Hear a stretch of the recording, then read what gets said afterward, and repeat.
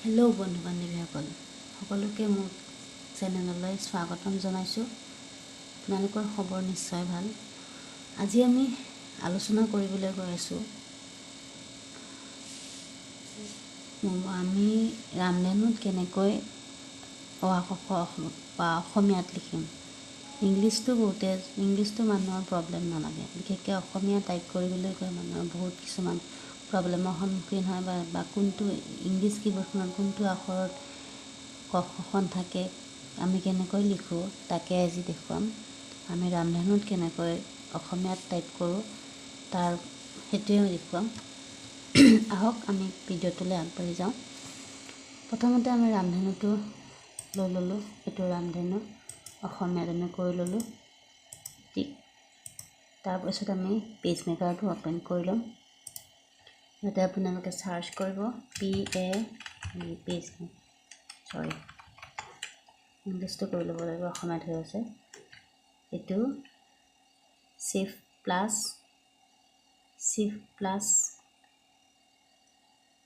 Space মাৰি দিলোঁ, English আহি গ'ল। এতিয়া লিখিম পেজ মেকাৰ এইটো আহি গ'ল 70। এইটো আমি অ'পেন কৰিলোঁ।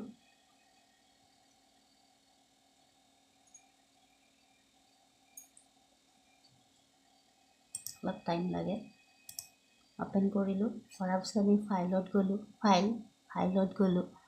ফাইলত গৈ ফাইলটো অ'পেন কৰিলোঁ। তাৰপিছত নিউ বুলি আছে, এইটো নিউ অপশ্যন। এইটো নিউ অপশ্যনটো আমি অ'পেন কৰিলোঁ। কৰি ইয়াতে ডকুমেণ্ট ছেটআপটো আহিব। ইয়াতে আমি F4 লৈ ল'লোঁ। F4 লোৱাৰ পিছত এইবাৰ আমি নৰ্মেল টাইপ কৰিবলৈ আমি কেনেকৈ ক খখন লিখোঁ, কোনটো আখৰত ক হয় কোনটো আখৰত খ হয় এইখিনি আমি দেখাম। এইটো আমি এইখিনিতে কাৰ্চিনডাল আমাৰ টেক্সটুল, এইটো টেক্সটুলত আমি ক্লিক কৰি আমি ইয়াতে এনেকৈ ধৰি টানি ল'লোঁ। আগতে তাৰ বাউণ্ডেৰীটো টনাৰ পিছত প্ৰথমতে আমি যিটো আমাৰ ফণ্ট আমি যিটো লিখিম, নৰ্মেলি আমাৰ ৰামধেনুত অসমীয়াটো গীতাঞ্জলি লাইটত হয়। গতিকে আমি ফণ্টটো চেঞ্জ কৰি ল'ব লাগিব। ফণ্টটো চেঞ্জ কৰিবলৈ আমাৰ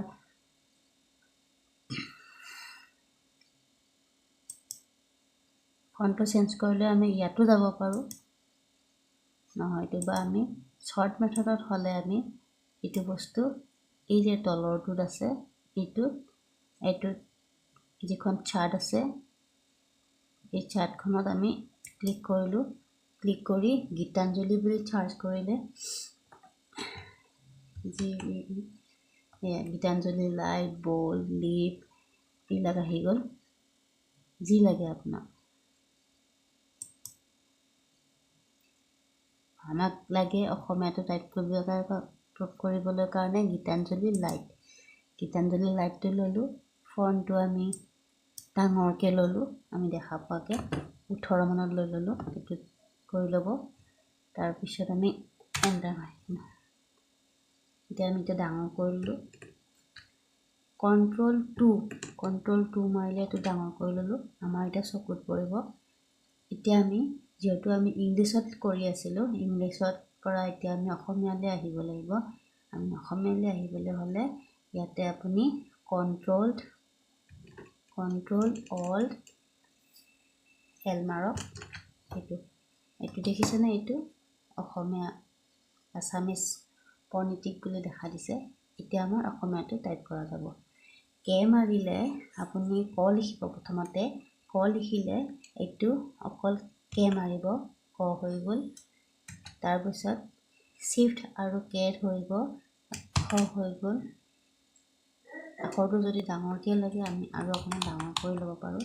আপুনি চিফ্ট ধৰি এইটো চিলেক্ট কৰিব। এইটো চিলেক্ট কৰক। চিলেক্ট কৰাৰ পিছত আমি ইয়াতে আকৌ চাইজটো ইয়াতে যিটো চাইজ আছে এইটো ডাঙৰ 25 কৰি ল'লোঁ। আমি এণ্টাৰ মাৰিলে হৈ গ'ল। তাৰপিছত আমি ক খ লিখিলোঁ। গ লিখিবলৈ আমি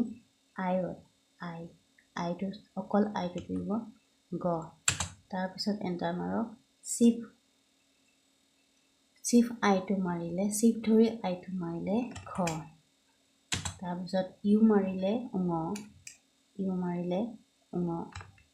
সৰি শিফ্ট ইউ মাৰিলে উঙ তাৰপিছত প্ৰথম চ যিটো আমাৰ সেমিকমা থাকে কিবৰ্ডত সেইটো হ'ল প্ৰথম চ শিফ্ট ধৰি সেমিকমাটো ধৰিলে দ্বিতীয় চ তাৰপিছত হ'ল বৰ্গীয় জ অকল পিটো মাৰিলে বৰ্গীয় জ শিফ্ট ধৰি পিটো মাৰিলে ঝ নিয় এবাৰ লিখিব লাগিব নিয়টো বেকেটটো ধৰি শিফ্ট ধৰি বেকেটটো ধৰিলে নিয় অকল কমাটোত মাৰিলে ত শিফ্ট ধৰি কমাটো মাৰিলে থ দ হ'ব উল্টা বেকেটটো শিফ্ট ধৰিলে অকল ধৰিলে দ আৰু শিফ্ট ধৰি বেকেটটো ধৰিলে থ দ ন মূৰ্ধন্য ন আহিলে এবাৰ আহিব মূৰ্ধন্য ন শিফ্ট ধৰি চিটো ধৰিলে মূৰ্ধন্য ন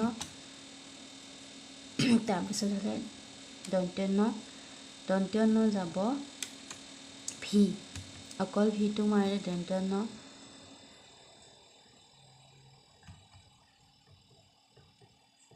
তাৰপিছত দন্ত্য ত অকল এলটো মাৰিলে দন্ত্য থ শিফ্ট ধৰি এলটো মাৰিলে দন্ত্য থ দ অ'টো মাৰিলে দ আৰু শিফ্ট ধৰি অ'টো মাৰিলে থ নটো আমি কৈছোৱে এবাৰ প আহিলে এইচ অকল এইচটো ধৰিলে প আৰু শিফ্ট ধৰি এইচটো ধৰিলে ফ ব হ'ল ৱাই ভ হ'ল শিফ্ট ধৰি ভি শিফ্ট ধৰি ৱাইটো বটো হ'ল বটো ৱাই আৰু শিফ্ট ধৰি ৱাইটো ধৰিলে ফ ম হ'ল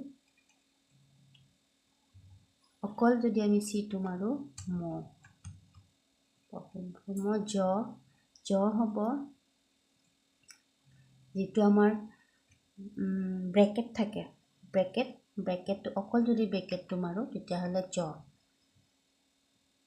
ৰ হ'ব জে অকল জে আৰু যদি আমি বঙালী ৰটো বিচাৰো শিফ্ট ধৰি জেটো মাৰিলে এইটো বঙালী ৰ ল হ'ল শিফ্ট ধৰি এনটো ধৰিব লাগিব ৰ এনটো ধৰিলে ল ৱাব হ'ব বি তালব্য খ হ'ব এম শিফ্ট ধৰি এম আকৌ যদি তালব্য খ শিফ্ট ধৰি এমটো ধৰিলে তালব্য খ আৰু অকল যদি আমি এমটো ধৰো দন্ত্য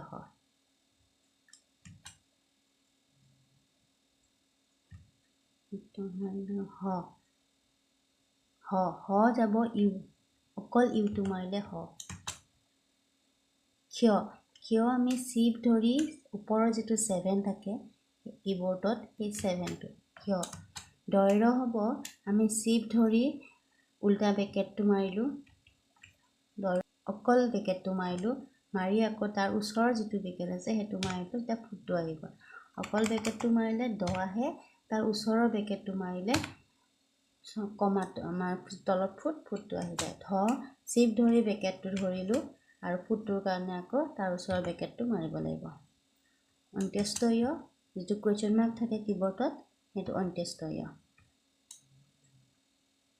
গতিকে বন্ধু বান্ধৱীসকল আজিলৈ ইমানতে অহা ভিডিঅ'ত আৰু ইয়াতকৈ